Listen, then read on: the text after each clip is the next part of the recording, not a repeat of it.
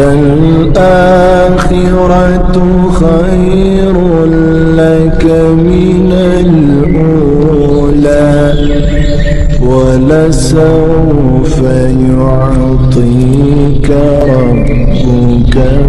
بسم اللہ الرحمن الرحیم. السلام علیکم ورحمۃ اللہ وبرکاتہ. میں امید کرتی ہوں کہ آپ سب ایمان اور صحت کی بہترین حالتوں میں ہوں گے. اللہ پاک سے دعا ہے کہ اللہ پاک ہمیشہ آپ کو اچھے حالوں میں رکھے اور آپ کی طرف بڑھنے والے ہر شر کو خیر میں بدل دے. آمین یا رب العالمین. وہ بچپن ہی سے یہی سنتی چلی آ رہی تھی کہ صحن میں جو انار کا درخت اس کی ماں کے ہاتھ سے لگا ہوا ہے، جبکہ ماں کو اس دنیا سے گئے کئی برس بیت چکے ہیں. اسے ٹھیک سے یاد بھی نہیں تھا. درخت پر لگے پھلوں کا یہ حال تھا کہ ٹہنیاں اناروں کے بورڈ سے جھک کر زمین تک پہنچ جاتی تھی کہ ایک عام قد کا انسان بھی ہاتھ بڑھا کر آسانی سے انار توڑ سکتا تھا. ماں کے چلے جانے کے بعد گھر کا نظام بھابھی نے سنبھالا.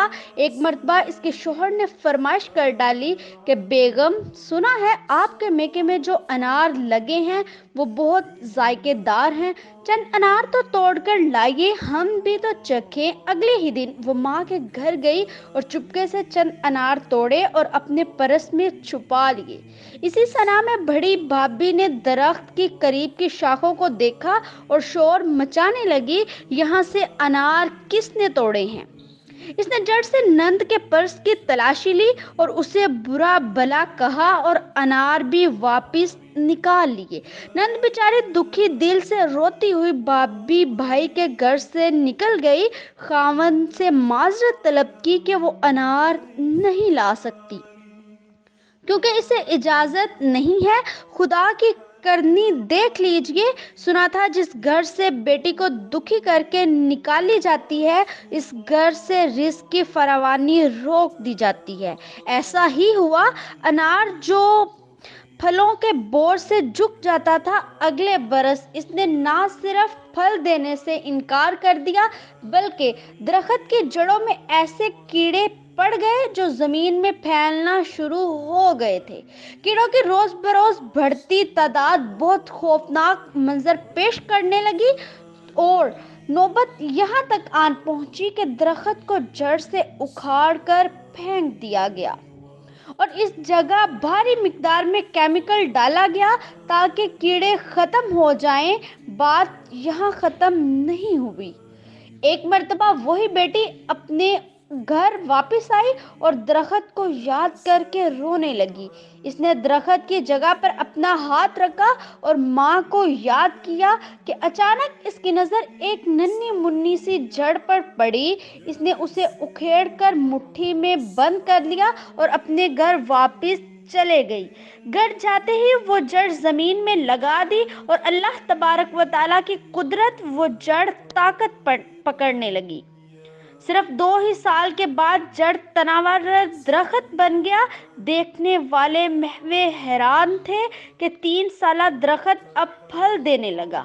چند سالوں میں یہ بالکل ویسا ہی درخت بن چکا تھا جسے جڑ سے اکھاڑ کر پھینک دیا گیا تھا.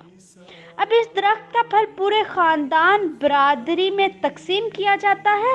یہ ایسا جادوئی درخت بن چکا ہے کہ سارا سال سرسبز رہتا ہے اور اس کا پھل ہر گھر میں کھایا جانے لگتا ہے.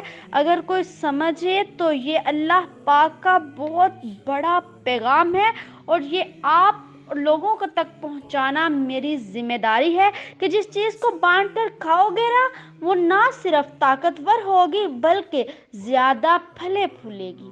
ہم لوگ اکثر گھر میں مہمان کے آنے پر ناخوش ہوتے ہیں. یہ سب تمہارے اعمالوں کا صلہ ہے. اللہ تمہیں دیتا ہے. تم دیکھ لو کہ کیسے اللہ تبارک و تعالیٰ نے اس درخت میں کیڑے پیدا کیے، کیسے اس کے جڑ کو دوسرے گھر میں تناور درخت بنا دیا. تو سمجھنے والوں کے لیے بہت نشانیاں ہیں. اللہ پاک ہم سب کو سمجھنے کی توفیق عنایت فرمائے. آمین یا رب العالمین. وَلَلْآخِرَةُ خَيْرٌ لَكَ مِنَ الْأُولَى